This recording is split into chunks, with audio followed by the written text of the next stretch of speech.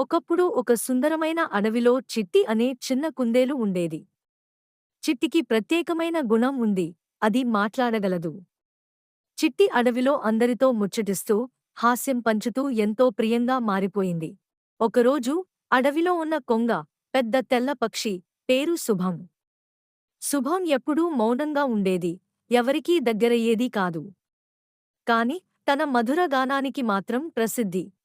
ఒకరోజు అడవిలో ఉన్న కొంగ, పెద్ద తెల్ల పక్షి, పేరు శుభం. శుభం ఎప్పుడూ మౌనంగా ఉండేది, ఎవరికీ దగ్గరయ్యేది కాదు. కాని తన మధుర గానానికి మాత్రం ప్రసిద్ధి. చిట్టి మాటలతో అందర్నీ ఆనందింపజేస్తే, శుభం తన పాటలతో మంత్రముగ్ధం చేసేది. ఒకరోజు చిట్టి శుభాన్ని చూసి ముద్దుగా అడిగింది. అయ్యో శుభం! నువ్వు ఎందుకు మాట్లాడవు? నీ గాత్రం మనసుకు హాయిగా ఉంటుంది. నీవు మాటలు చెప్పితే మరింత సంతోషంగా ఉంటుంది కదా. ఒకరోజు చిట్టి శుభాన్ని చూసి ముద్దుగా అడిగింది.